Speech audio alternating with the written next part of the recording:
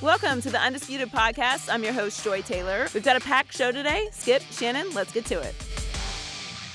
Good morning, guys. I'm just checking over there, Joy. I ain't got nothing. no, Stop looking over here. What happened to the Stay on your side. You should celebrate because you got this. This is my side over here. I don't need you peering over the table looking to see what I got over Remember, this is whatever it takes. So you should be happy. He's got this, right?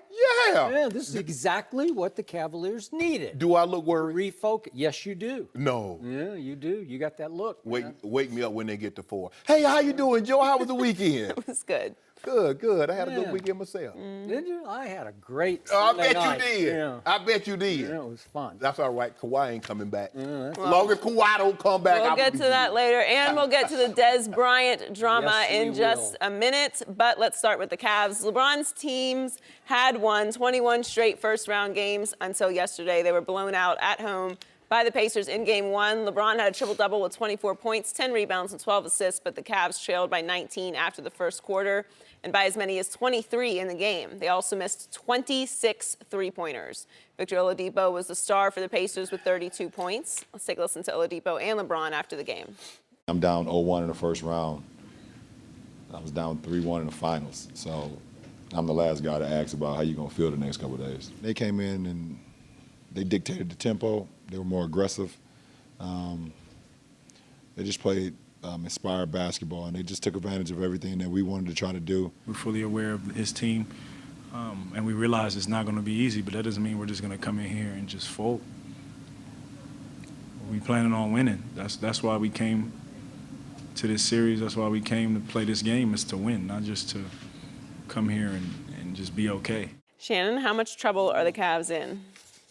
As I said earlier, wake me when they get to 4. I'm not concerned at all. If you look at do I think the Cavaliers will shoot this poorly again in this series? No, I do not. And this is what happens. The Cavaliers are a three-point shooting team. When they're going in, obviously they can win. But the thing is that when you're not making those shots and you turn the ball over, you get what you got in the first quarter, 33-14. They go 0 for 6, 0 for 8. They have 5, 6 turnovers, and the next thing you know, it's 2-4, it's 4-4. It's 8-4, bam, bam, bam, bam. Next thing you know, it's 21-6. And that's what happened. Do I believe the Cavaliers? It's more likely that the Cavaliers will have better shooting nights moving forward as opposed to Victor Oladipo going 6 for 9 from the three-point line. Do you believe he's going to continue to play like that? If someone would have told Ty Lue, you're going to hold the Pacers to under 100 points, he would take that every single day. Now, the problem that I see for the Cavaliers, and they've had this Achilles heel all year, Skip, what are they going to do with the pick and roll? Are they going to trap it? You can't go up under. So this is what we're going to do now. You just make a conscious decision. I don't care. We're going to trap the pick and roll. We're going to get the ball out of the guy's hand. And we're going to take our chance with Sabonis and Miles Turner. They're big guys rolling to the basket. We'll take our chances because it seems to me that they can make those outside shots. We can't be switching the pick and roll because now you got Oladipo out there dancing with the ball and you got Larry Nance Jr., you got Kevin Love. That's in their favor. And Oladipo, give him credit.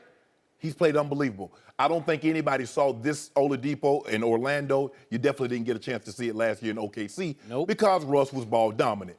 But they played, give them credit. As LeBron said, they came in, they were aggressive, they were decisive. They took care of the basketball early, got this big lead, and they withstood every run that the Cavaliers would try to to throw at them. But am I worried? Absolutely, I am not worried because as he said before, you just heard that man say, am I worried about being down 0-1 in the first round of the playoffs, considering I was down 3-1 to a team that won 73 games in the regular season and had a 2-time unanimous MVP on their roster? Ain't worried at all. Interesting. So you're not worried, even though you have the 29th ranked defensive team out of 30 NBA teams, and you're telling me about switching pick and rolls. They have been horrendous all year long, guarding anything of any variety, whether you're switching or trying to get through on the pick and roll. Well, we're going to trap it. You're going to trap the pick and rolls. You can try all that. You're just a lousy defensive team, and you're going to have to live with that, which is why LeBron James is now in the biggest trouble he has ever been in a first-round series, ever. It's not even close because guess what? He had never, ever, he was 12-0 in home game ones of first-round series, and that was the first one he's ever lost. And I'm going to remind you, I've been telling you this all last week, but the Indiana Pacers are no fluke and no joke. And yesterday for the Pacers was just business as usual because they'd beaten the Cavaliers 3 out of 4 times during the regular season, so now they've beaten them 4 out of 5. And when Victor Oladipo, as we just saw, said, we plan to win game 2, which would make it 5 out of 6, I got to tell you, I bought it because this isn't just hopeless, lucky underdog talk. This isn't one-game wonder talk. This isn't whistling through the graveyard talk. This is a team that played yesterday with conviction and body language of a team that just thinks it's better than the Cleveland Cavaliers, and it looked better than the Cavaliers yesterday. And I'm going to remind you about Victor Oladipo. I don't know if people noticed this year, but he had a flat-out breakout season. Yeah, he did. He had career highs in every offensive category. Scoring, rebounding, assists, and certainly steals because he led the NBA in steals. And by the way, Victor had 4 more yesterday. Boy, he was getting his hands on a lot of LeBron dribbles, wasn't he? Knocking the ball free. He's a very good two-way player. He can make things happen. So bottom line to yesterday, before I get to LeBron, was Indiana won game 1 more than the Cavaliers lost game 1. And Indiana overcame Cleveland's starting 8 because I thought all 3 referees were playing for Cleveland. I've never seen anything like it before. Stop. Hey, the Cavs got every call. LeBron got every call, and they lost by 18. Shouldn't that scare you, Shannon Sharpe? First of all, if they got every call, how did the Pacers shoot more free throws than the Cavs? They did because they were more aggressive. They were just getting. But what about the calls? Fouls. But every time I looked obvious. up, Okay. LeBron's hacking somebody, and I'm just like, that's not a foul. It got pretty embarrassing for the Cavs, but that's okay. But I already know what you're doing. I see what you're doing, Skip Bayless. Yeah. Because when the Cavaliers come back and win, you're gonna say, "Oh, they gagged." You're not gonna give them credit for winning. You're like, "Oh, he had a cakewalk." See, that's what you do, Skip. Yeah. So here we are back to game 1, first quarter. Okay. And all I'm going to hear for the next 48 hours is LeBron just doesn't have enough help. The other guy's got to make threes. Poor LeBron. No, you ain't got to make threes. Just make shots. Make shots. Make threes. It would help. So, Shannon Sharpe, Yep. what happened in quarter number 1 yesterday? You call LeBron the best player on the planet, right? Yeah, he You is. said LeBron should have won this year's regular season MVP. Am I correct? Yep. Where was he? Because the LeBron I was looking for in the first quarter went 0 dark 30 on the basketball court. He didn't score a single basket in the first quarter of the first game of the playoffs. He had 2. He made 2 free throws. Yeah. By the way, 10 out of 14. That's 71%. So you're already your latest due. Don't worry about it. He about to go get it back. Next 2 games. He's gonna go Okay. straight You through. better hope so, because But the game was, Skip, you know how LeBron plays. The game will dictate what he does. The guys were wide open. So you mean to tell me, so let me ask you this. What are the chances that the Cavaliers win a ball game, LeBron scores 24, and the other 4 starters have 25? What's the likelihood of them winning a ball game? He has to assert himself against a team that I'm sure he believes in his head and heart is inferior. He just has to say, this is my house. I am the king. I'm king. Remember his sneakers at New York. And show them that he's in charge of this game. And when he goes 0 for the first quarter in field goals, and all of a sudden, he's a minus 19, which was the worst of any player on the floor in the first quarter, and he played all 12 minutes. And Oladipo is a plus 19, and the score goes to 33-14. And by the way, 14 was the fewest points the Cavs have scored in the first quarter all year. Whose fault was that? Do I blame that on Jeff Green? I'm not. I'm going to blame it on LeBron James because you're telling me he's the best player on the planet. Well, you got to set the tone. Set the tone. You can't have it both ways. You can't say it wasn't something that Cleveland didn't do. It what Indiana did do. Yeah. So are you going to give Indiana credit or are you going to take blame from They LeBron? play pretty good defense, Oh, but nice. they Pretty still don't good. have a defender. They don't have it. Come on. You just said Victor LeBron James, what's the slogan? Whatever it takes. Well, it's going to take more than 0 field goals in the first quarter. Is the from series? LeBron. Hold on. Is the series over? No. But So it's, one game it's is- teetering. It is teetering. On what? So then, here's what happened in the second quarter. It starts and 2 minutes go by and the Cavaliers are still struggling. And guess what LeBron James, Iron Man, does? He waves to Ty Lue, take me out. And I'm like, take you out? You're in trouble. You're Iron Man. You played the most minutes of any player in the league.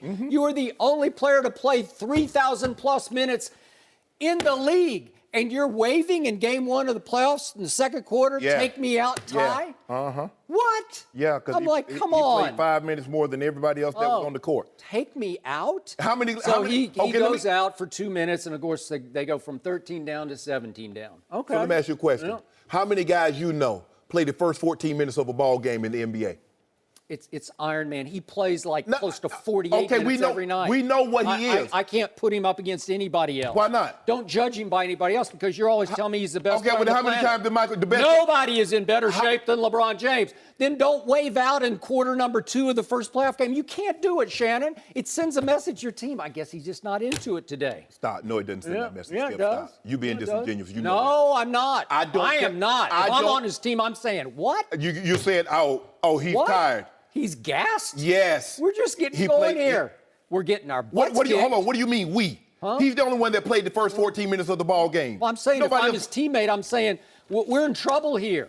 Don't ask out. Don't wave out. Hold on. LeBron played 12 minutes.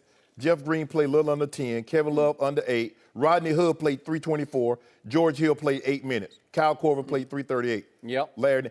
So And then, Shannon Sharpe, what happened down the stretch? Because with 10 minutes left in the game, LeBron made a driving layup, and I always tell you, nobody can keep him from the rim. Yeah. And that cut it to 7. And I'm thinking, okay, Yeah. here they come. And then what happened? It- Nate McMillan calls time, so LeBron gets a little quick blow, and then the Pacers go on a 10-2 run, and LeBron doesn't score in the 10-2 run. Well, what happened was that you're right. They get it down to 7. Okay, Indiana misses a shot. Cavs come down, turn it over, and the next thing you know, 3-3, boom. Now we're back to where you originally started from. I do not believe Rodney Hood will continue to miss those wide open threes. I do not believe Jeff Green will go 0 for the entire game. If you're going to tell me Jeff Green's going to play almost 27 minutes and score no points, we're going to be in trouble. Rodney Hood. I mean, think about it, Skip. Let this sink in. He just doesn't have enough help. The other four starters scored 1 more point than LeBron James did himself. Do you ever think that they go as the King goes? And if the King sets a first quarter tone, they're going to start feeding off the King's confidence and dominance? He was trying to get them going by getting them wide open looks at threes. They were not falling. It was almost like someone had a lid on the basket. It was one game, Skip. It's one game. But I already know how you're going to do this. As soon as they come back and win this ball game, you're going to say it was a cakewalk. Yep. That's what you're going to do. What I'm saying right now is LeBron ran out of gas down the stretch of game number 1 because he ran out of gas in the second quarter and he ran out of gas in the fourth quarter when he took 3 total shots and made one of them. They need more. How much effort? He's the guy. He's the MVP, according to Shannon Sharpe. How much effort does it take to come back when you get down 23 points in a ball game? George Hill they set the back screen on George Hill. He tweaked that ankle again. So now LeBron has to carry the load. He doesn't want, He's Iron Man. He's the MVP. Skip, stop. Did you see what the runner-up MVP James Harden did in the fourth quarter against a game Minnesota last night? He scored 14 straight points. Hold on. And LeBron scored what in the fourth quarter? Hold on, time out. Help me out. I'm glad you said I have the notes right here. Help me out. James Harden played 41 minutes. Okay. Yeah. But guess 14 straight points. Guess who he has on the roster?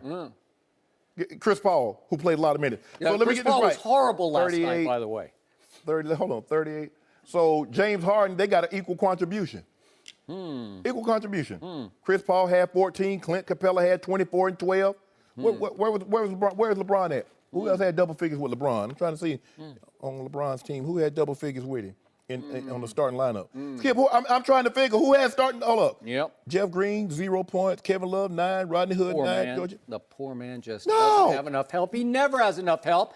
And as I said all year long, he's playing the most minutes in the league to build in an excuse for the postseason where he can say, I ran out of gas. So let me ask you this. Ran out of gas? So what is it? Okay, he never has enough. Is it he never has enough help, or is the East a cakewalk? Now you got to pick one. You I already can't keep. told you. I apologized to Philadelphia and the city of Indianapolis, and I said I'm overlooking the Sixers, who rose and shone. We're going to talk about them later because they are exploding on the NBA right now. So when they beat Indiana, they beat the Sixers. What will you say then? Well, they're not going to beat. They're not going to beat the 76ers. Okay, I already picked it. We'll see. Yeah, we'll see about We're going to see. So now let's get down to LeBron's quote, which made me laugh out loud last night when I saw it. That he says, "I'm the last guy to ask about how I'm going to feel over the next 2 days because I'm the guy who was down 3-1 in the NBA Finals to Golden State." This is totally different than that. When that happened, nobody expected LeBron to go win Game 5 because they had already gone to Golden State in Game 1 and lost by 15, and then they lost Game 2 at Golden State by 37. So they had basically gotten blown out at Golden State twice already. So when they go back to Golden State, where Golden State had been that year 39-2 at home, what did everybody think was going to happen until Draymond got suspended? That was the turning point of that series. He got suspended in large part because he audibly yelled at LeBron the B word. He called LeBron the B word, and it changed everything because they didn't have their guts and glue guy for Game 5. What about Game 6? Did he play in Game 6? There was no pressure on LeBron. They were the hopeless underdog at that point. They are no longer the hopeless underdog against Indiana because most people would still think Indiana is still the underdog. So let me ask you a question. You won't answer me. What happened in Game 6 and 7? Were those games not played? No, did Draymond? played. Which game did Draymond miss? 6 or 7? He Which game did Steph Curry miss? 5, 6, or 7? What about Klay? He was pretty horrible in 6 and 7. He's pretty horrible. Yeah. Because, see, I already know how this story is going to play out, Skip. Yeah. You're going to find a reason to try to diminish when he comes back. And I'm telling you, he's coming back. They're going to win this series. Okay. Maybe the series goes longer than I anticipated. Maybe it goes longer than anyone anticipated. But the Cavaliers will win this series. And when they do, you will come up with an excuse to say they gagged. I don't need They an don't have. excuse. Yeah, you do. If LeBron takes over the game, I say he took over the game. No. Did he take over this game? No, he did not.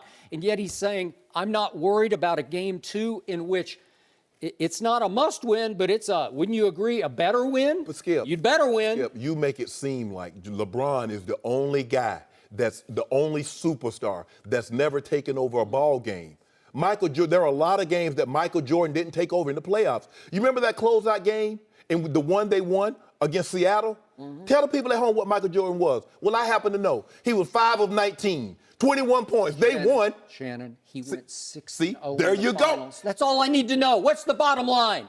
6-0 with 6 MVPs. That's all I need to know. So he missed a last-second shot in Game 5 at the United Center. I was there covering the team in 1998.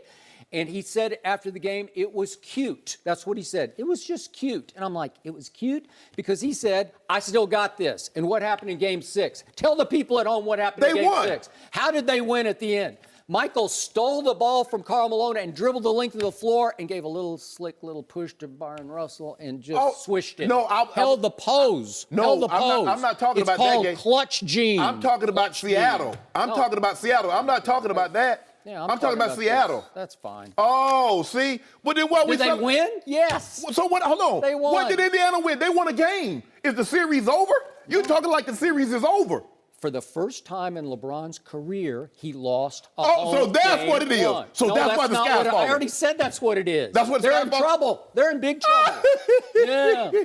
What happens if they lose Game 2? No sweat. No sweat. What you talking about? Hey, is it do or die? Is it do or die? No. Oh. Wake me up when they get to 4. Okay. When they get to 4, then we'll have a conversation. You mean when Indiana sweeps them? Then we'll have a conversation. Is that what you're talking about? Stop playing. No, I'm serious about that. And you keep saying, hey, we held them to 98. No, you didn't hold them to 98. The Pacers play slow. Their pace of play was tied for 23rd in the league. They like to slow it down and dribble the balls steadily up the floor and run their offense. They love to run their offense. So all I need to know is Cleveland lost by 18. They got held to 80 points. That's all you need to know. If somebody would have skipped, they held a team to 39, under 40% shooting threes, under 45% shooting from the field.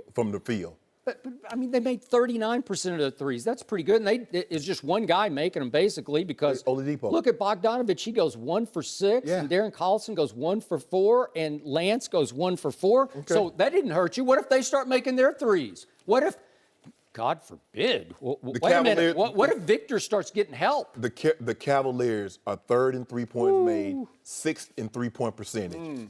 So what's more likely to happen? The Cavaliers start making their threes and shoot a higher percentage, or the Indiana Pacers continue this hot streak with the way Oladipo played? Which is more likely to happen, Skip Bayless? So the cute little underdogs have now won 4 out of 5 against Cleveland this year. What did they win for that? What's history telling What did you they here? win? History? Recent history. Recent history is saying, maybe the Pacers know how to beat the Cavs. I remember the Nets. Or the team LeBron. You know, they had swept them in the regular season, didn't they, Joy? Swept them. What happened? With KG, Paul Pierce, Joe Johnson, what happened, Skip? Yeah. Oh, yeah, that's exactly right. But you know what? These Pacers still have that secret weapon, Lance. Stop playing, Skip. Does he not bother LeBron? No, he does not bother LeBron. Yes, he does. He bothered him yesterday. And you know what? I'm just fine. How'd he bother him when the man got a triple-double, Skip? I'm just fine. He had no real impact on this game. I'm fine when Lance hard fouls LeBron, and if he's going to get a tech or What did Nate McMillan say? He had to get him up out of there. Yeah. Lance is like medicine, Joy. He works best in small doses. And that's what you got to do. But Because they're he's good going to doses, go man. he's going to go over the edge. Yeah. All I know is this. How many series in which Lance Stephenson's been on one team, LeBron on the other, and Lance Stephenson's team has won that series? How many times, Skip? 0. Who was the star on all those teams for Lance Stephenson? George Paul was the star. He's not George the star Paul. on this team. Oladipo is. the star. I'm just saying. Okay, then. I trust Oladipo in clutch situations far more than I trust George Paul. The man has 1 year. Now all of a sudden you're a Victor Oladipo fan.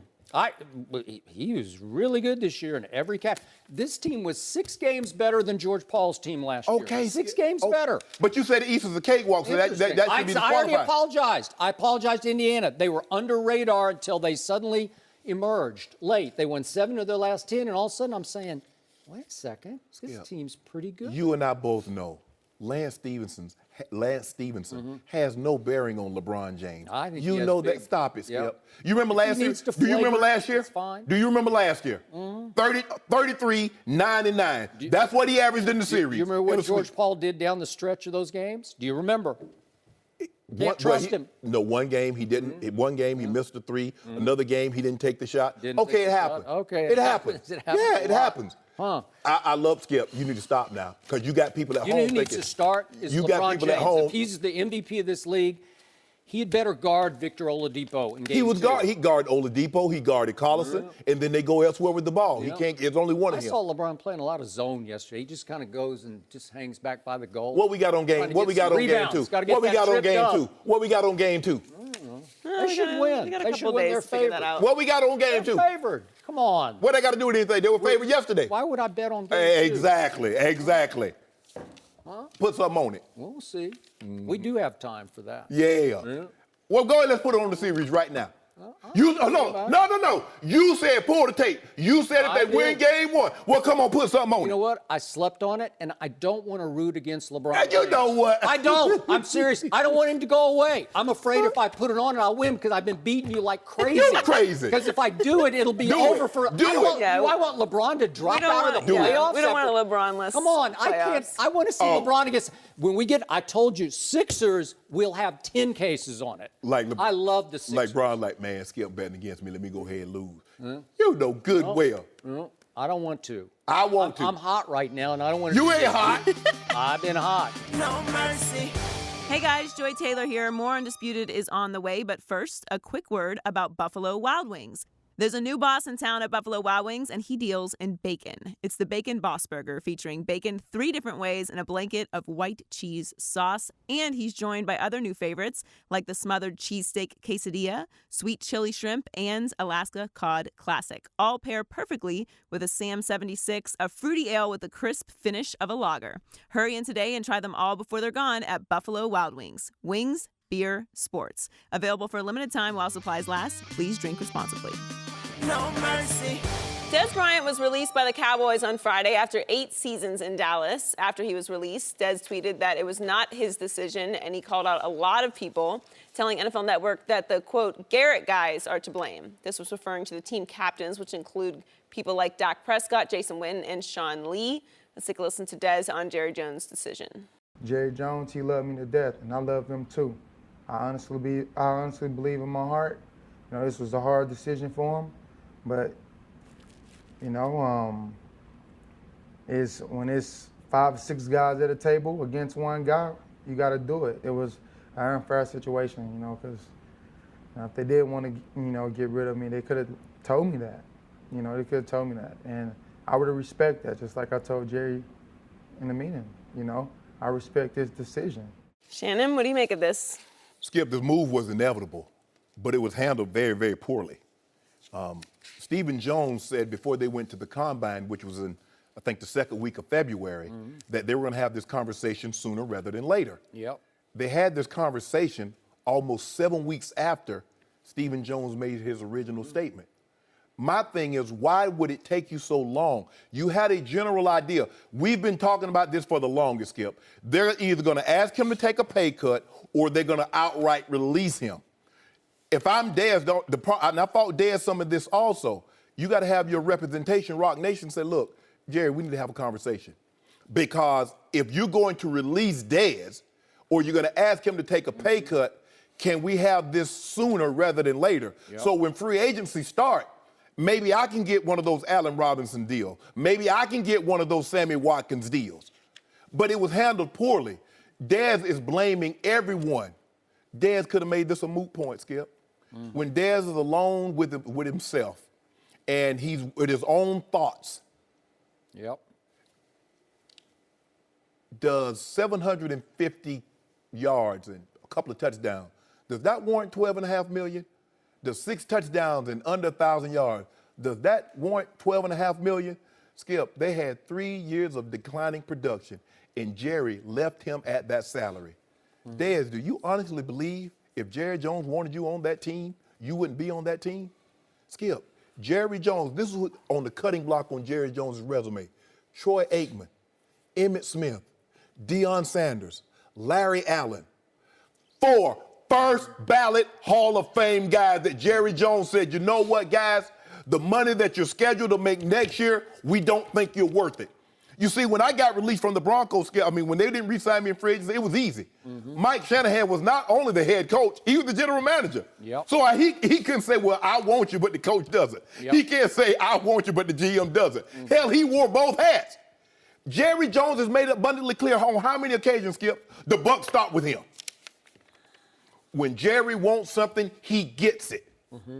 The only problem that I have is that Jerry waited so long, because if you're going to release him or if you're going to ask him to take a pay cut, you could have done this in February and give him a fair opportunity to go out into the free agent market.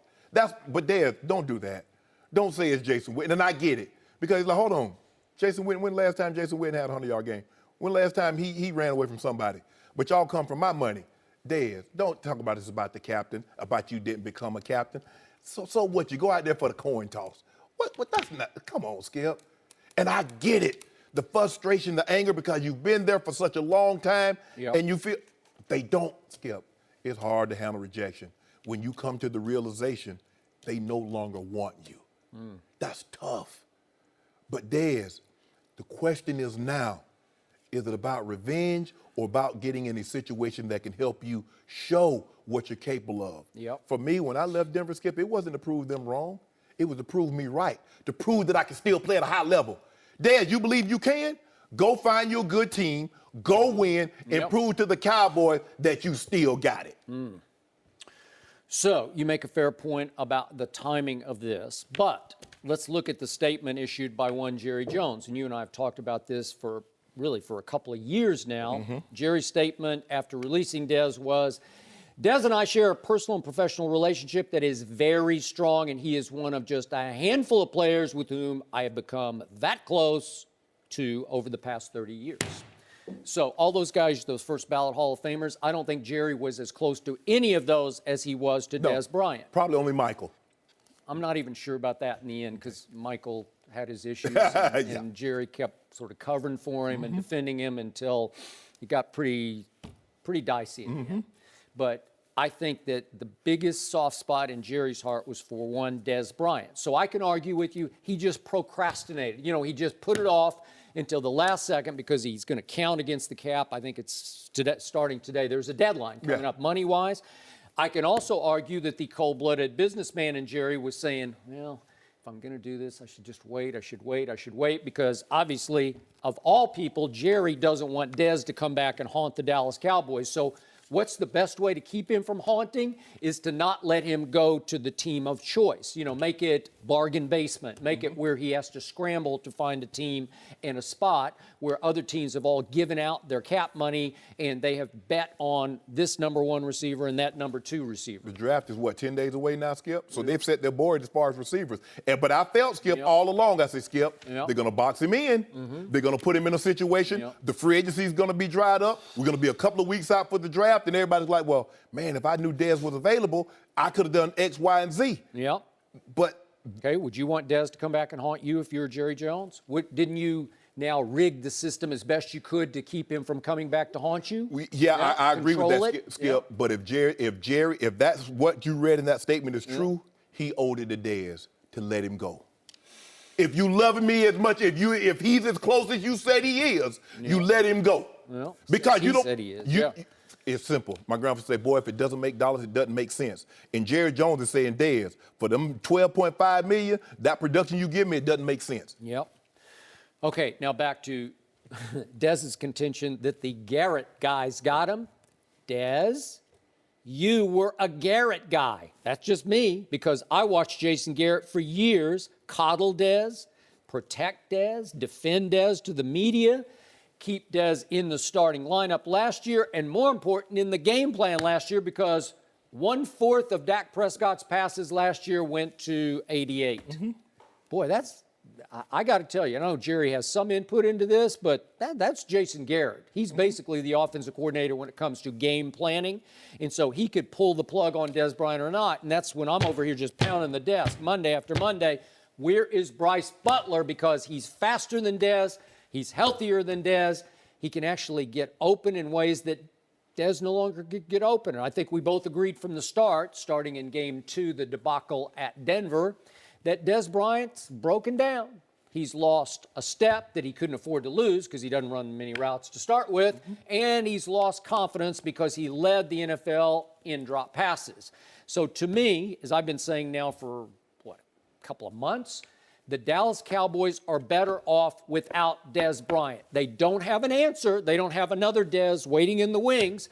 But I still say the offense will be better next year all around because Dak will be able to spread the ball. He won't be so Dez-conscious, Dez-dependent. And again, that's Dallas's fault, Skip, because if you release Dez in the beginning, maybe you're in play to make a play for Allen Robinson. Maybe you're in play to make a play for Sammy Watkins. By all reports, they made a big play for Sammy Watkins, and they just came up a few dollars short. But just imagine if you had all that $16 million cap space. Imagine what you could have done. Maybe. Because with Dez still on your roster, that guy's like, hold on. So what did they tell him? Because if they knew they were going to release Dez, they owed him that because he's looking at what Dez is still on your roster. So if I come there, Dez in his mind thinks he's the number one. I know what you told me. I know what you're paying me. But as long as Dez is in 88 on the Cowboys, Skip, what does he believe? But remember, once they made their play, reportedly for Sammy Watkins, then Dez was already effectively cut. It was just a matter of telling him. Right? And because you already had that money to play with in your mind because you're going to cut him before the deadline. But why not go ahead, Skip? Why not let that man get an opportunity to go on the free agent market? Why not? If you care about him that much, Shannon, this isn't church, right? Oh, I know it's not church football, right? I know it's lip service. I'm sorry. So turn that what you read. Oh, he done got close to somebody for 30 years, and he done released some of everybody. I share a professional relationship that is very strong. Only a handful of players have I had this kind of relationship. But I'm gonna hold on to you, so you can't go get max dollars on the free agent market, and everybody be done signed all the guys, and their working days go. Well, to me, you make a fair point, but that's just Jerry being Jerry. In the end, his his sort of head overcame his heart, and I'm sure Stephen Jones had a lot to do with that. I'm sure Jason Garrett and the captains all had a lot. It was screaming. It was clear. Yeah. Wasn't it clear to everybody? Except probably He's Dez. not Dez, except for Dez Bryant. But to me, this is just more childish lashing out. Yes. From It hurts, Dez. Skip. It hurts. I've I know, been there. I got it. Dez, I've been there. I was 10 years with the Broncos. But to your point, this is a Dez who was never forced by Jerry Jones to grow up in Dallas. And now he's going to be forced to grow up. Yeah. And I think it could be great for both parties because Dez is now going to be forced to pick up and move somewhere Yes. else for the first time in a long time. He's going to have to get out of that comfort zone. Well. He's going to have to learn a new system because what Dez Bryant accomplished in Cowboys, it's not transferable. Nope. You don't get to say, oh, I'm here. No, bro. Yep. You start all over. It's like being in school and you move when you're young. You got a bunch of friends over here, but you go there, hard. you don't get to bring them kids and friends with you. You got to build new friends. hard. So you got to start a new resume at a new locale, Dez. You can do it. But do it. don't, and we see this far too often. When Richard Sherman got released, what was the first thing he said? I want to go somewhere that plays the Seattle Seahawks. Mm-hmm. Well, he did it one better. He went to the same division and now he got an opportunity to play them twice. He did. I didn't worry about revenge, Skip. I'm Yep. trying to win because if I worry about getting back at people, how in the hell do I get ahead of them? Okay, so Des says, give me the NFC East. Now let's look quickly at the NFC East. Do the Giants want another Odell No. type personality who can't even play like Odell? Washington could use him. Washington could use him. Philly, I don't think they want to throw that No. grenade into the locker room No, with they Des got- Bryant with all the personalities they got, right? No. I don't think so. I But mean, maybe Washington. Can he go maybe. to? Well, I mean, Skandrick went to the Washington. But they spent a bunch of money for Paul Richardson from the Seahawks. I know. So I don't know. I I mean- know. You know, for me, the best fit for him is with Ozzie Newsome because that team will take you did it. Yeah. Right? Yeah. They Take got- veteran wide receivers. They got Suggs. You know, yeah, and just figure it out. You just sort of it's a new life with a new mentality. It's like a really professional atmosphere with Ozzie. I know this is last year's, right? And they had great success with Steve Smith Sr. They did. They sure did. I So- know there are a lot of reports the Texans would be interested. I would not wish Des Bryant on Deshaun Watson. Seriously. He can stunt your growth, man. He's difficult. Yeah. And at some point, when he won't run the route tree that you used to run, he's going to be more trouble than he's worth. Well, who knows? Maybe this change will be what forces him to do that. I hope so. Yeah. Best revenge is winning, after all. Yeah. Next up, the Patriots' voluntary workout program starts today, but according to Adam Schefter, it will not include Rob Gronkowski. Gronk is reportedly still considering whether to play next season, but he's had, quote, good communication with the team. Tom Brady is also not expected to be at workouts because he is out of the country with his family. Shannon, is this a big deal or no big deal?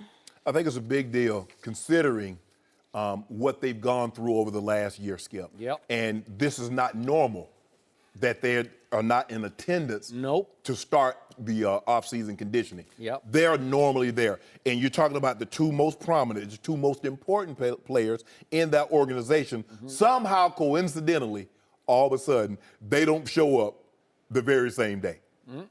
I've always felt Gronk waffling back and forth, do I want to play, do I not want to play, was about the contract. Yep. Skip, he saw Sammy Watkins just get 16 a year.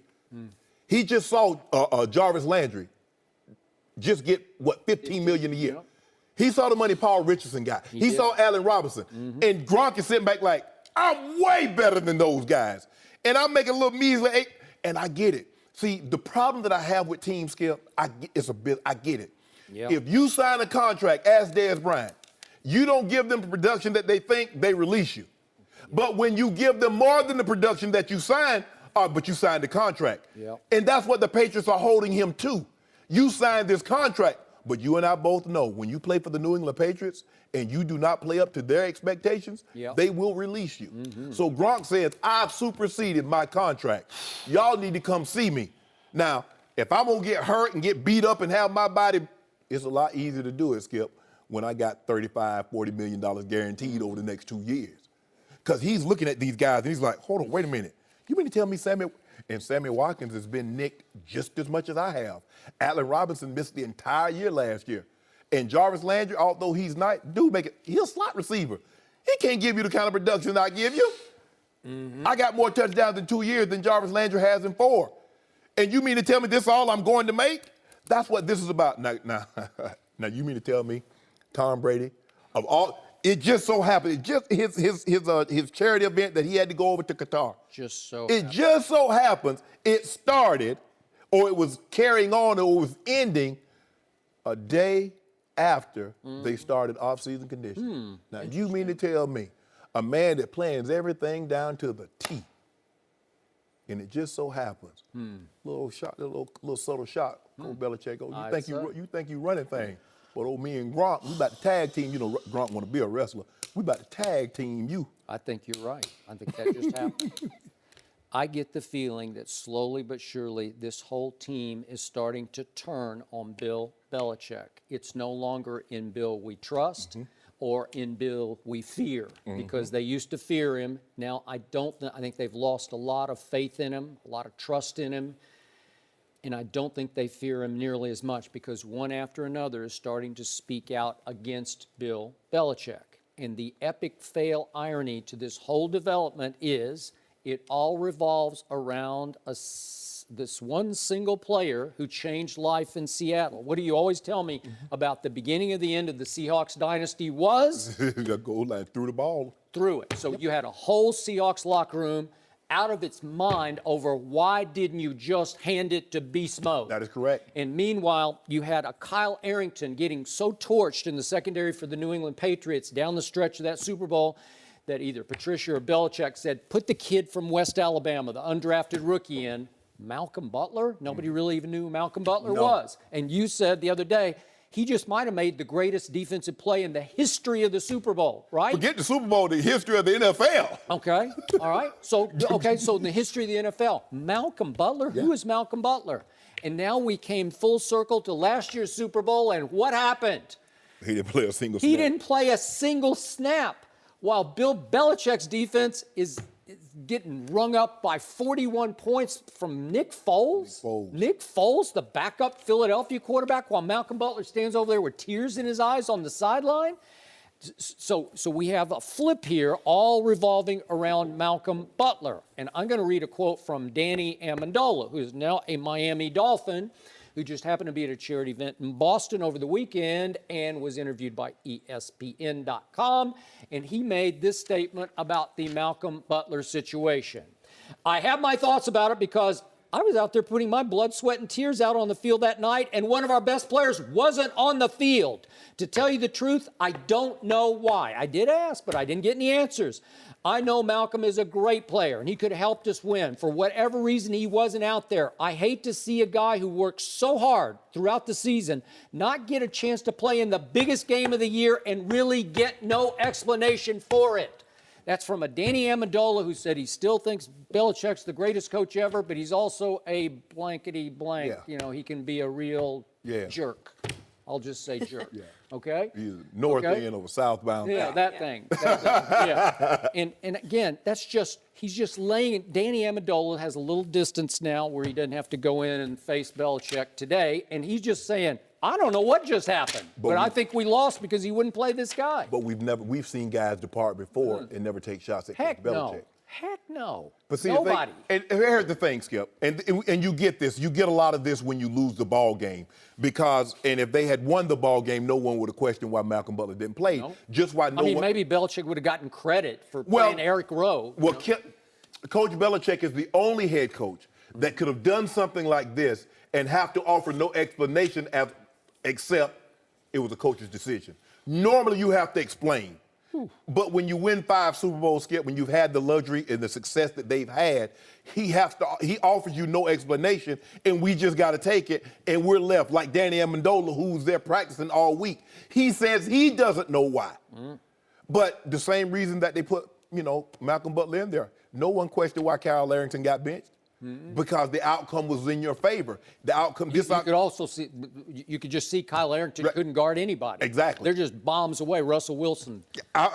We've never seen anything like this, Skip. I mean, the Patriots, that fortress was solidified, was solid, and all of a sudden, brick by brick, we see things starting to get out that never used to get out. Maybe that's by choice. Maybe Coach Belichick wants part of the story to get out. Maybe Tom Brady wants part of his story. And you hear Gronk and you hear all these guys. But 5 years ago, we never heard anything like this. And now it's almost like They're just like any other team. It's just like you hear all this information like, They are. wow. They're just like the rest. So I'm going to say this one more time. I said it before. I'm sure people laugh or scoff or ridicule. But we agree Bill Belichick got ordered at the trade deadline to trade Jimmy Garoppolo, who was his guy, his diamond in the rough that he picked in the second round, who looked like he was ready to take over the New England Patriots as a starting quarterback next year. Yes. And Robert Kraft said, sorry, I'm with Tommy. Right.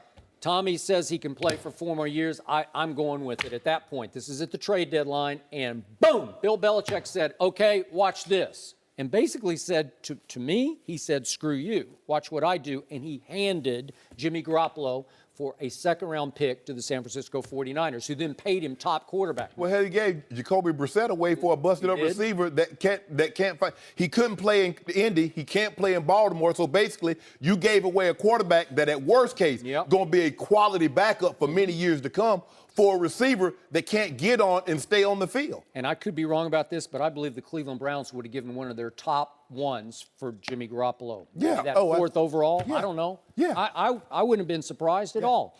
So then, double jeopardy, we get to the Super Bowl, and it sure felt like Bill Belichick was trying to sabotage Tom Brady's chances of winning a 6th Super Bowl. And you can say, well, that's biting off your, cutting off your nose to spite your own face.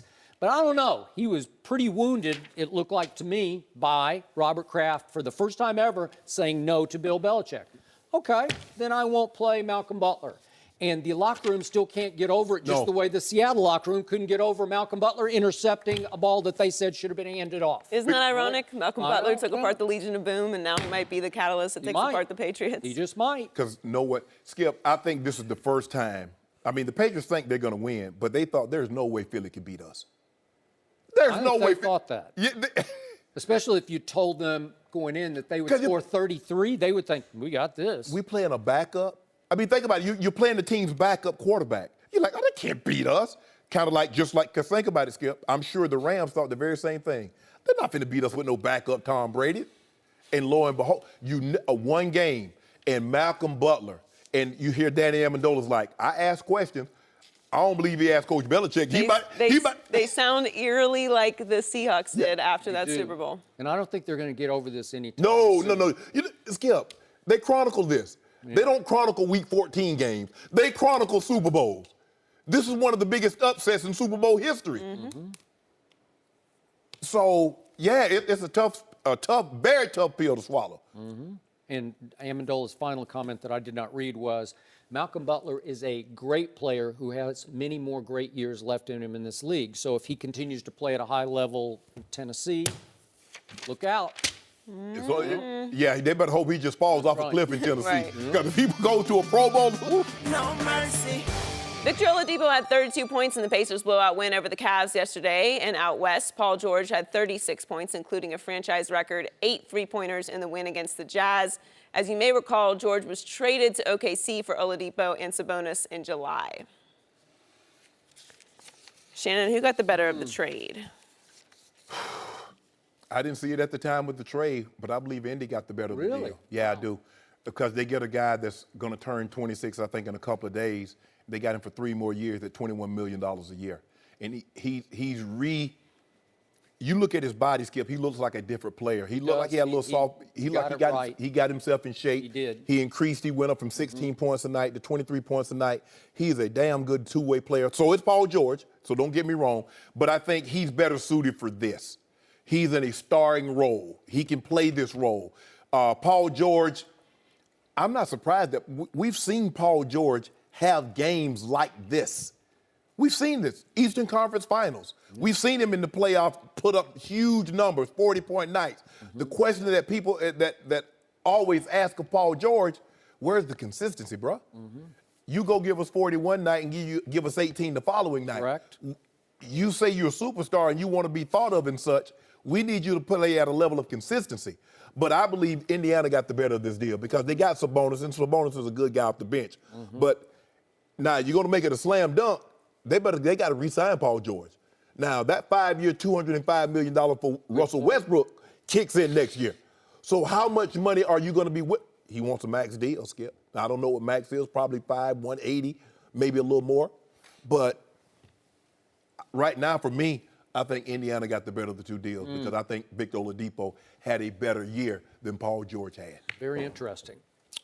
To your point, obviously, not most people, everybody thought this was a terrible trade for Indiana, including the owner of the Cleveland Cavaliers, who thought for a moment that he had Paul George coming to him, and he indicated that I thought Indiana could get a little more than that, and Indiana got a whole lot. So I'm not going to waffle on this because I rarely say this, but I think this was the rare classic trade that was great for both teams. Because to me, Paul George is, I've said this a million times for a lot of years, he is not the classic face of a franchise superstar who can lead you to the promised land. I don't think he's comfortable in that role. He is a much better lower pressure sidekick to a Russell Westbrook because some nights, like last night, he looks like a superstar, right? Yeah. But he's also comfortable in that role where if he just scores 12 points on a given night, he'll be fine with it. Right. If Russ just takes over the game and triple doubles at high numbers, you don't hear a peep from Paul George because he likes that role. He's fine with it. But Victor Oladipo was not fine with it. No. He shrank in that role. He was unhappy. He felt handicapped in that role. And now he has blossomed as he went, quote unquote, back home. He's not originally from Indiana, but as you know, he played for 3 years at IU. So he's back kind of in his comfort zone stomping ground with a coach who, when he walked in the door, said, "You are my man." Right. And Victor Oladipo wants to be the solo star. He wants all the pressure on his shoulders. And Victor Oladipo has proven to me over time in this league that he's a better late-game clutch shooter than Paul George has been.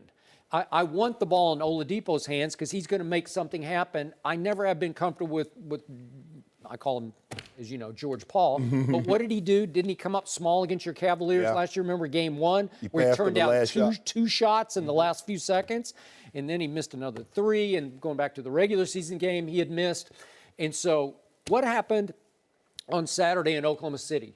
The media was talking to Paul George, and he said, "You're about to see playoff P." Playoff P? Who's ever heard of playoff P? Y'all know about playoff Paul? No, didn't know playoff Y'all P. know about playoff? So could we see Melo and Russ get asked about it after last night's game and see how they reacted to playoff P? Can you just talk about playing with playoff P finally and just getting a chance to see him getting it going like that? That's his name? Playoff. That's the new name? I don't know. I'm gonna let Russ answer that one. Playoff P. They're laughing at it. They're laughing at playoff P. Everybody know about playoff P. Huh? Everybody know about playoff P. Everybody knows know about it. Playoff P. Melo just started laughing out loud about it. That's what he called himself? Playoff P? Playoff P? Come on. What are you talking about? So this is the same guy. Joy will remember this, but Heat versus Pacers going back to 2013 conference finals, game 7 in Miami. What happened to playoff P in that game? Do you remember that game? He went 2 for 9 and 1 for 4 from 3, and he was a minus 14 in that game, and Miami won in a big blowout. And then game 6 was the closeout game in Miami in 2014, and Paul George was a minus 28 in that game and just came up small. And to me, he's always been a poor man's LeBron, or as I said the other day, maybe a destitute man's LeBron, because he's another who, like the Raptors, steps on the floor with LeBron and he just shrinks. His arms shrink. He becomes like a baby raptor, does Paul George. So to me, he's in a perfect spot where the pressure in Oklahoma City is mostly on Russ's shoulders. Correct. Right? Everybody Correct. expects Russ to rise and shine in Correct. the playoffs. And now Russ has got a lot of help from Paul George and some help from Carmelo. So at least they have 3 quote-unquote stars, but they got 1 superstar. And I think it's been great for Russ to have Paul George on occasion, because last night was an occasion. Yeah. Utah is really good. This is going to go 7 games. It's going to go to the last drop. And last night, Paul George was dropping threes from everywhere. He's dropping shots from everywhere. Well, and the thing is, both of these guys, I didn't know Victor Oladipo was this good of a defender, but he can really get up into you. And he led the league in steals. Yes, and so not only, you know, sometimes you still, look at Allen Iverson. Allen Iverson was not a great on-ball defender, but he had great hands. He could play passing lanes, and he get them. Victor Oladipo can get up into people, and he does a very good job. And those shots, every run that the Cleveland, when you thought, okay, here they come, he's pulling up for 28, and he's splashing it. He's getting out there, he's putting them in pick and roll, and he's dancing on Larry Nance Jr., he's dancing on Kevin Love, and there was really nothing that the Cavaliers can do. He seems to have found a home. Now, Paul George said he wanted to win, but Paul George wanted to be the reason why they were winning. Now, the question is, can he be comfortable moving forward? Because it's never going to be his team. As long as Russ is there, it's never going to be his team. Yep. He had a team in Indy, but he didn't think he had enough around him to get past LeBron, or he didn't have enough to be serious threat to win a title. The question is, can he be comfortable? Because, you know, most superstars, Skip, they want to drive the bus. Being in the first seat is not driving the bus. They want to drive. And Paul George stomach being the number 2 guy moving forward, because that's all he's ever going to be in Oklahoma City. I think it's a comfort zone for him. And by the way, Sabonis, as Joy pointed out, was thrown into this deal, and he comes off the bench for them, and he didn't have much of a game yesterday. But he is 6'11", and he's skilled, and he can pass it. He's not his daddy. You remember his daddy? Yeah, Arvidas. His daddy could really play. But he's pretty good, and he gives them some pretty quality depth on that team. So, again, it turned out much better than most people, if not everybody, thought for Indiana. But I still say it's really good for Oklahoma City, too. It's like it worked. Yeah. I mean, everybody thought they got fleeced. But, Skip, it was reported that Dan Gilbert wanted to take Victor Oladipo #1 overall, and he got talked out of it, and they took Anthony Bennett. That was a bad idea. So That's an all-time bad idea. If you notice, the general manager is not there anymore. The personnel department is not there anymore. Because the guy, if the owner he makes a mistake, Skip, what can you do? You make a mistake. If he says, I want this guy, and you talk him off that ledge, and you go to the other guy, and that guy's a bust, you got to go. He went. No mercy. The Patriots' voluntary workout program starts today, but according to Adam Schefter, it will not include Rob Gronkowski. Gronk is reportedly still considering whether to play next season, but he's had, quote, good communication with the team. Tom Brady is also not expected to be at workouts because he is out of the country with his family. Last month, NBC Sports in Boston reported Bill Belichick was making some of the Patriots players, quote, miserable, and a lot of it centered around Brady's trainer, Alex Guerrero. Our next guest was a 3-time Pro Bowler with the Dolphins in the 90s. He then won a Super Bowl with the Patriots in 2002, and he was the defensive line coach for the Falcons in their NFC Championship season. Brian Cox, welcome to Undisputed. Thanks for having me. Appreciate being here. Good to have you. Brian, is the team turning on Belichick? No, not possible. No. I think what you're seeing Gronk trying to get out of off-season conditioning. I don't want to play. But Bill is direct, and sometimes when you take on a superstar, whether it be Tom Brady or Gronkowski, then the other players say, okay, I need to stay out of the way. And, you know, Bill is smart enough to know when you have players that you depend on in the playoffs and coming off of long seasons, sometimes you give them a little leeway and let them miss a couple things so that they can get their bodies right, get their minds right, and come back full-fledged, ready to go.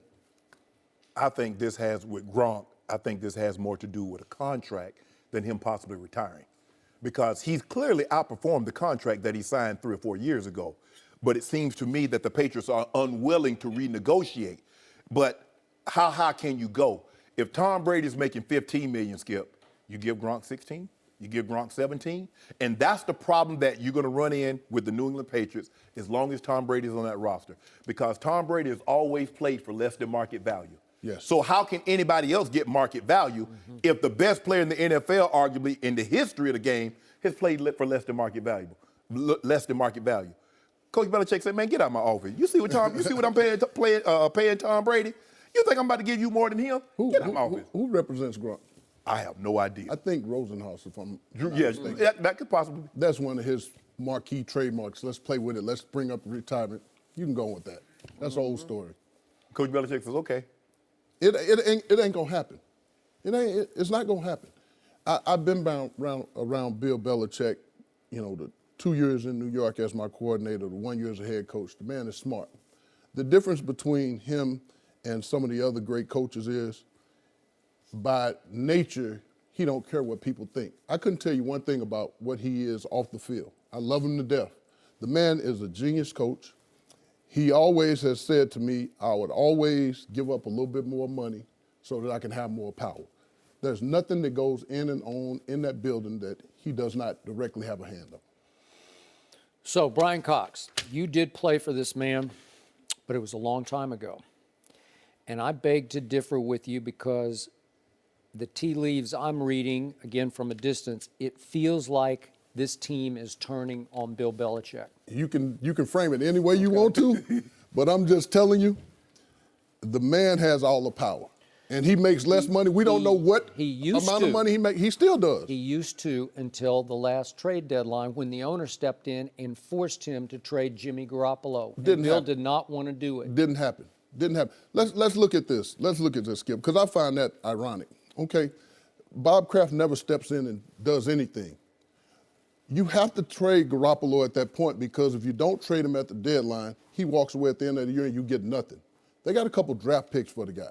That's better than what they would have got had he stayed on the roster. No, he wasn't going to walk away for nothing. Coach Belichick was going to put him in the lineup. He was going to move out with Tom Brady. It was done deal. That is never going to happen. You know what he called Tom Brady? He don't call him Tom. He called him champ. You know what that means? You've done more for me in my life, in my career with winning these games, that you can stay as long as you want to stay. And I would be a guy that would say, when Tom Brady walks away, Bill Belichick walks away. I'm going to disagree with you on that one. I'm just saying. Me too. I'm just saying. I think Bill he saw an opportunity to prove he could go win a Super Bowl without Tom Brady. No. And he was going to push him out the back door into the sunset. And if he landed somewhere else, San Francisco, wherever else Tom wanted to finish, like Joe Montana finished in Kansas City, we can go on and on. A lot of great quarterbacks had to finish elsewhere. Bill wanted him to finish elsewhere. No. And the reason why I say that this was a Bill Belichick decision, the only organization that he holds in a higher regard than the New England Patriots, the New York Giants, that job was open this year. If he was made to do something, he would have jumped ship and went to the Giants. End of story. I think there was a lot of that going on. I think that had no, because if it was going on, he would have just bolted. You know? That's the way Bill does business. He said, "I'm out of here." So then Bill bolted on the Patriots because he basically gave Jimmy Garoppolo away for a second-round pick when Cleveland would have offered a high first because they had 1 and 4, maybe that fourth overall pick. And he said, I didn't want to send Jimmy to an organization like Cleveland, or that was the report. He didn't say it publicly. He did right by him. But at the end of the day, again, it's Bill's decision. Robert Kraft, the best thing he does is the Bill Parcells and Bill Belichick school of owning. You own the team, I'll coach the team. You step in the box, I run the organization. That's the way it has been. That's the way it always will be. There's a big bombshell ESPN report that said that Robert Kraft ordered him to trade Jimmy Garoppolo. And I don't believe it. Okay. I don't believe it. So then we come full circle to the Super Bowl, and it sure looked to me like Bill Belichick sabotaged their ability to win Tom Brady's 6th Super Bowl because he did not play Malcom Butler, who played 98% of the defensive snaps. He didn't play him one play in the Super Bowl. And a bunch of Patriots, including Damian Amendola, who's now with the Miami Dolphins, are speaking out against Belichick like, what was that? Because we got no explanation and it made no sense. Because they don't need an explanation. I'm the boss. That's why I said it. That's what we're doing. Period.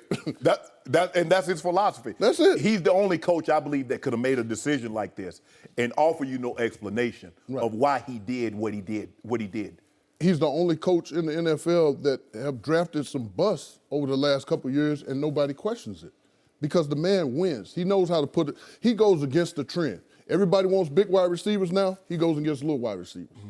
Everybody needs these gigantic run-blocking offensive linemen, pass-protecting offensive linemen. I go draft a guy in the 6th round, and he'll start for me for 10 years at left tackle.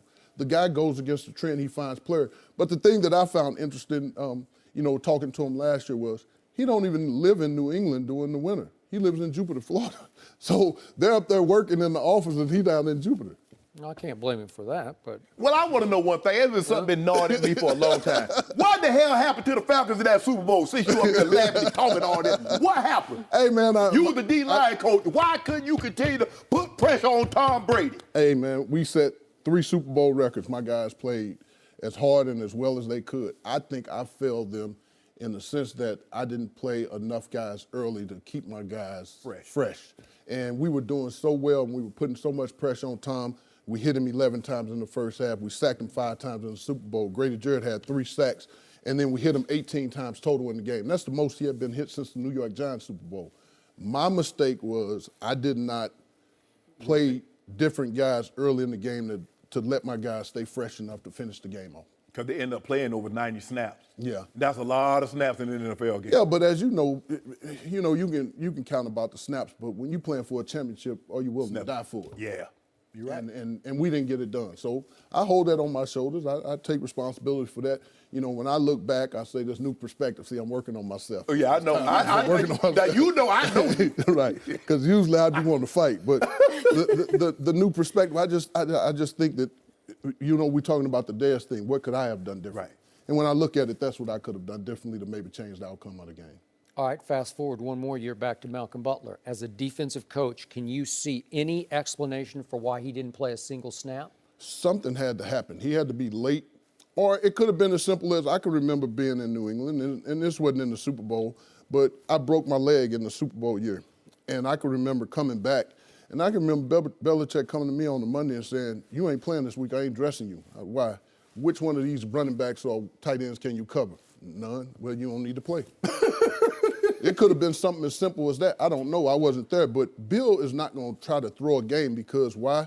He could become the all-time greatest if he wins that Super Bowl. So he's not going to sabotage. He already the greatest. Yeah, but I think so. I play for 3 Hall of Famers in my opinion. Bill Parcells, Don Shula, and Bill Belichick. Mm-hmm. All of them great in their own right. All of them know how to handle players. That's the difference of a great coach to me. You get all these young coaches players now, handle you. Right. Well, at the end of the day, I love all those guys, and I can call any of them and get a recommendation. Right.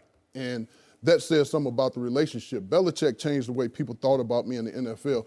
Parcells is like my father. I don't make a decision in my life until I call and talk to him. Mm. And Don Shula, last time I seen him, he flipped me the finger and said, "You taught me everything I know." So I love those guys, man. And I'm just proud of the success and the tree that I come from. You know, everybody don't see it that way. We play tough, and if you saw 30 for 30, we don't care about your feelings and your emotions. Yeah. We come, this is what you do.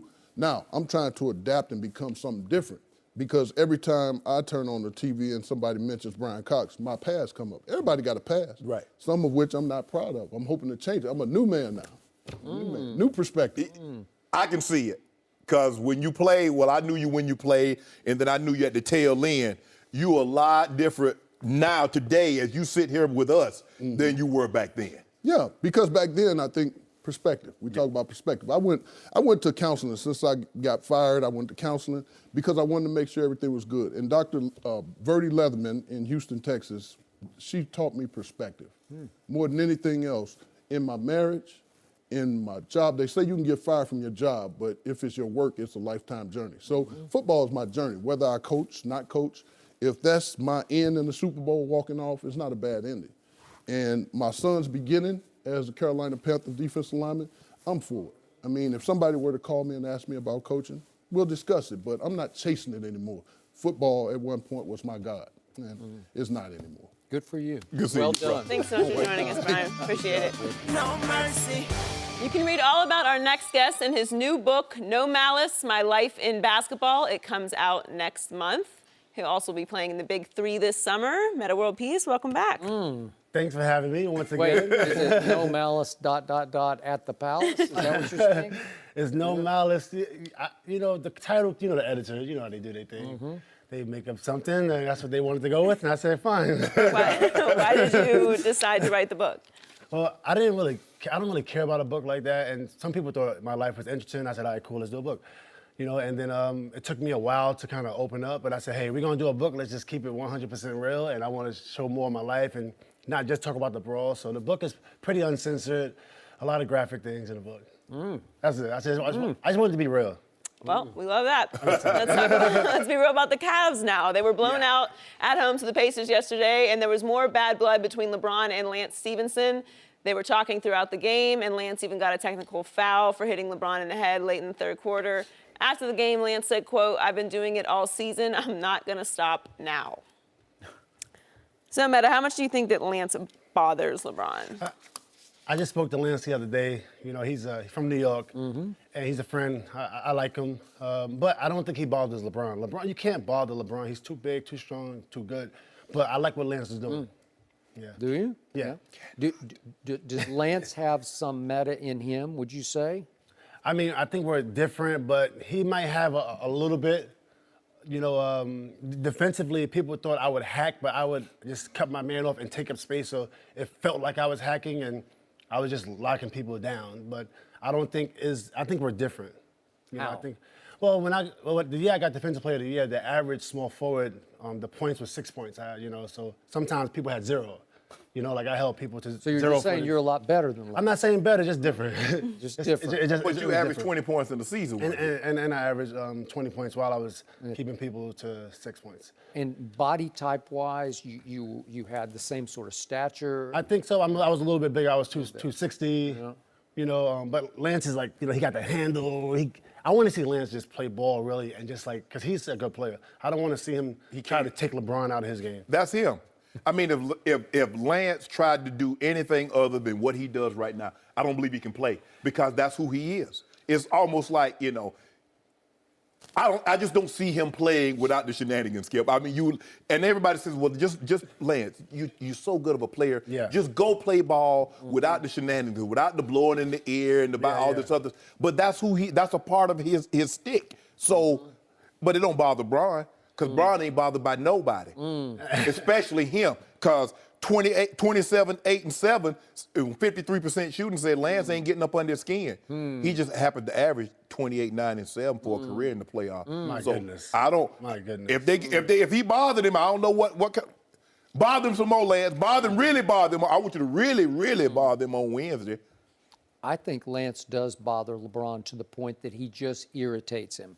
Lance is more than a gnat would bother you, more than a fly would bother you. He's more like a wasp would bother you when it just keeps circling and circling and you just swat it away and you just like you just wait for him to run into the light. Yeah. You cut the light on, just run him, and then he on the ground. Yep. LeBron is massive. I know he's massive, and if Lance tries to guard him in the low post, he cannot guard him because Lance is 6'5".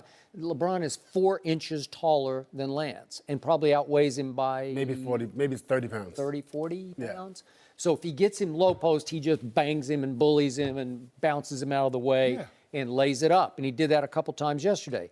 But I don't mind it when Lance hard fouls LeBron. And if it's going to take a flagrant or a technical or whatever it is, it's okay with me because you just take your pound of psychological flesh. I don't know if you ever did that, just hard foul just to make them think that you let them know you're there. Well, when we came in 99, you can do that. Now I don't. I think you can do it now. I don't know. I think the rules. Well, that's a flagrant.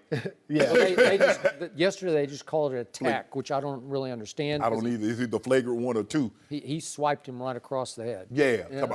And they talk about he got ball. He hit LeBron ball head. That's what he hit. That's the ball he got. He did. But LeBron held his composure. Because, you know, back in the day, when he was a kid from Akron, he gave him a 2-piece. But he said, you know what? I'm more important to my team in this ball game. I know some of y'all try to get me out of my game, but I ain't going to lash out. But just know. I wish I had that. When I was young, anytime somebody would hit me, I just would react. I remember in the playoffs, it was game 6. We was in Detroit, and then Richard Hamilton kind of hit me in the groin area. You were in Indiana then. I was in Indiana. Game was tied, like a minute left, and I elbowed him in the face.